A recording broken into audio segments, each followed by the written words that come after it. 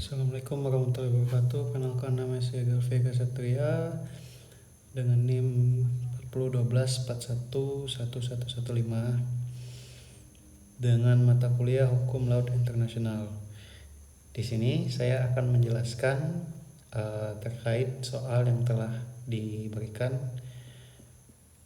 mengenai kajian Hukum Laut Internasional, dan presentasi ini akan diawali dengan pemahaman fundamental tentang hukum laut internasional atau sebuah cabang hukum yang mengatur hak kewajiban negara serta pengguna laut berdasarkan konsensus global.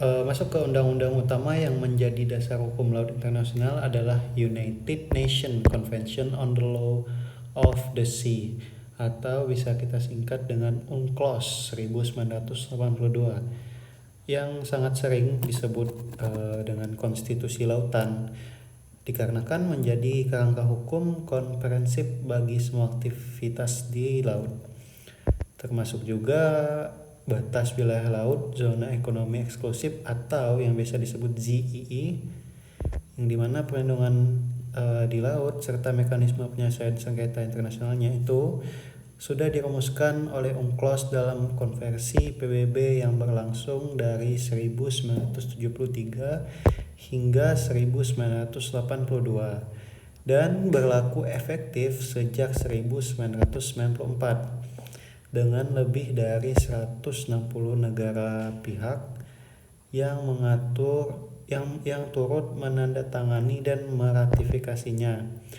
UNCLOS tidak hanya menetapkan area seperti laut teritorial dan ZEE atau bisa disebut Z, tetapi juga mengatur hak lintas damai kapalnya, yurisdiksi negara pantai, dan tanggung jawab negara-negara terhadap kerusakan lingkungan laut menjadi kerangka dalam rujukan utama ketika menganalisis kasus-kasus kontemporer yang melibatkan kerusakan ekosistem laut, pirateria di laut, dan hak atas warisan budaya di bawah air.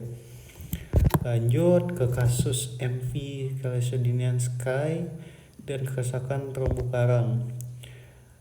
Presentasi ini akan berlanjut dengan kasus MV Caledonian Sky ini, di mana sebuah kapal pesiar yang menabrak dan merusak terumbu karang di wilayah Raja Ampat, Papua, area yang termasuk kawasan konvensi laut Indonesia. Nah, kasus ini menjadi fokus kajian hukum laut internasional dan hukum lingkungan karena melibatkan kerusakan habitat laut bernilai tinggi yang tercakup dalam ketentuan perlindungan dan lingkungan laut dalam UNCLOS di pasal 192 yang menyatakan bahwa negara-negara harus melindungi dan melestarikan lingkungan laut, termasuk mengambil tindakan untuk mencegah, mengurangi, dan mengendalikan pencemaran laut. Dari kasus ini juga membuka masalah tanggung jawab badan usaha atau pemilik kapal asing yang menyebabkan kerusakan tersebut, di mana Indonesia berhak menuntut ganti rugi dan pemulihan lingkungan berdasarkan UNCLOS dan peraturan nasional terkait perlindungan lingkungan hidup. Penelitian akademik dan skripsi di Indonesia menggarisbawahi bahwa pengaturan internasional seperti UNCLOS 1982 dan Deklarasi Perlindungan Lingkungan menjadi pijakan dalam menuntut pertanggungjawaban hukum, meskipun penerapan di praktik membutuhkan sinkronasi dengan hukum nasional seperti Undang-Undang Perlindungan dan Pengelolaan Lingkungan Hidup.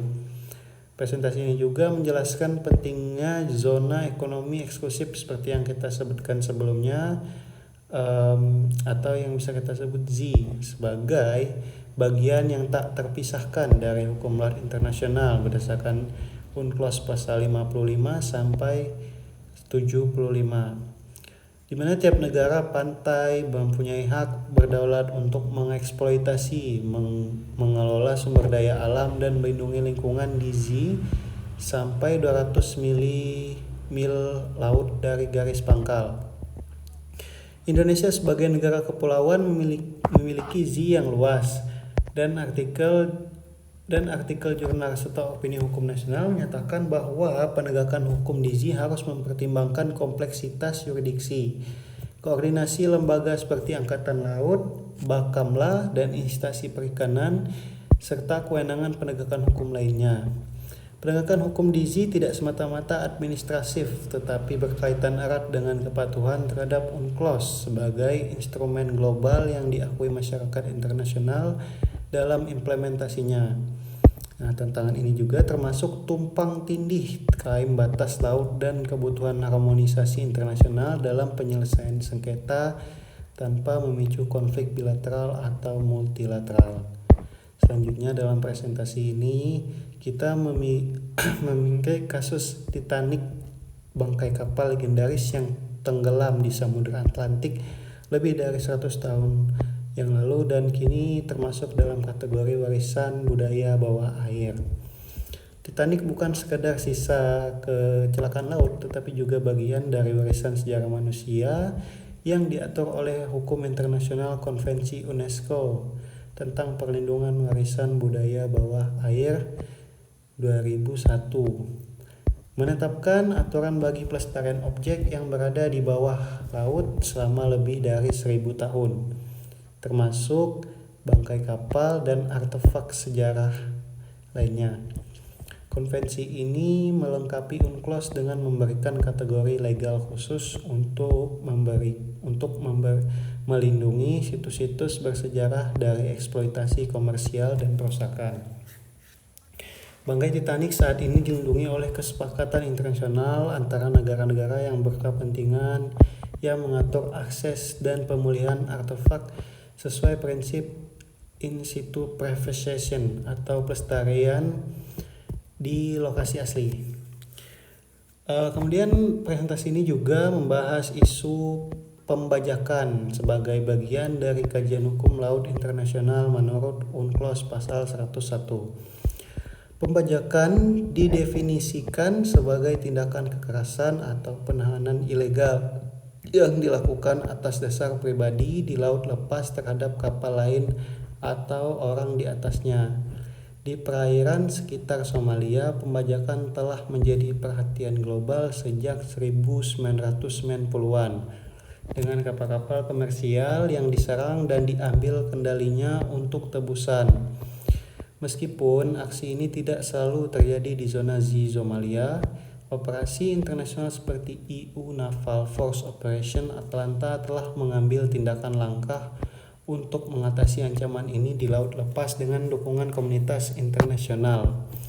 Dan terlepas dari perbedaan antara pembajakan di laut lepas dan armed robbery di zona yurisdiksi negara pantai, hukum laut internasional melalui UNCLOS tetap menjadi acuan utama dalam memerangi kejahatan maritim dan mendorong kerjasama multinasional untuk keamanan maritim. Untuk menyelesaikan perselisihan yang muncul dari interpretasi hukum laut internasional, UNCLOS menyediakan mekanisme penyelesaian sengketa melalui arbitrase internasional, Mahkamah Internasional untuk Hukum Laut atau biasa disebut ITLOS, dan Permanent Court of Arbitration dalam banyak kasus yang melibatkan batas laut, hak zee, tanggung jawab negara, atau kerusakan lingkungan laut. Pihak yang merasa dirugikan dapat mengajukan klaim melalui forum internasional ini sesuai ketentuan UNCLOS. Mekanisme hukum ini dirancang untuk menciptakan penyelesaian damai dan legal tanpa kekerasan antar negara. Ketentuan ini juga menjadi dasar bagi negara-negara dan pengadilan internasional untuk menafsirkan serta menerapkan norma hukum yang relevan dalam kasus-kasus nyata, termasuk sengketa batas laut, perlindungan sumber daya laut, dan pemulihan kerusakan lingkungan akibat aktivitas maritim. Presentasi ini juga semakin dalam ketika kita membahas prinsip perlindungan lingkungan laut dalam hukum laut internasional. UNCLOS menempatkan kewajiban kepada negara pantai dan negara bendera kapal untuk mencegah polusi laut, melindungi laut dari kerusakan akibat aktivitas manusia, serta mengambil langkah remedial jika terjadi pencemaran atau kerusakan ekosistem laut. Prinsip ini juga merangkum kewajiban preventif dan responsif dalam hukum maritim, termasuk kewajiban atas tanggung jawab ganti rugi dan restorasi akibat kerusakan yang berasal dari kapal asing di wilayah suatu negara. Nah, di samping itu, konvensi lingkungan lainnya seperti Konvensi Keanekaragaman Hayati 1992 turut memperkuat kewajiban negara dalam mengelola dan melestarikan keanekaragaman hayati laut di zona konservasi. Hal ini juga menegaskan bahwa hukum laut internasional bukan hanya tentang batas wilayah, tetapi juga tentang pelestarian berkelanjutan ekosistem laut. Nah, sebagai penutup dari presentasi ini dapat disimpulkan bahwa hukum laut internasional merupakan instrumen utama dalam mengatur aspek kehidupan di laut, baik terkait batas yurisdiksi negara, perlindungan lingkungan, keamanan maritim maupun warisan budaya bawah air. UNCLOS 1982 dan instrumen internasional lain seperti Konvensi UNESCO tentang warisan bawah laut memberikan kerangka legal yang kuat untuk meminimalkan konflik, mendorong kerjasama multilateral, serta memastikan pemanfaatan laut berlangsung adil dan berkelanjutan. Kasus-kasus seperti terumbu karang MV Caledonian Sky, perlindungan Titanic sebagai situs bersejarah, dan perbajakan di perairan Somalia menunjukkan penerapan nyata hukum laut dalam konteks global. Presentasi ini memberikan landasan teoritis dan contoh situasional yang mencerminkan kompleksitas serta urgensi penegakan hukum laut untuk masa kini dan masa depan. Sekian yang bisa saya sampaikan terkait kajian hukum atau analisis saya terhadap ketiga kasus tersebut. Saya akhiri dengan Galvi Eka Satria. Saya akhiri dengan Assalamualaikum warahmatullahi wabarakatuh.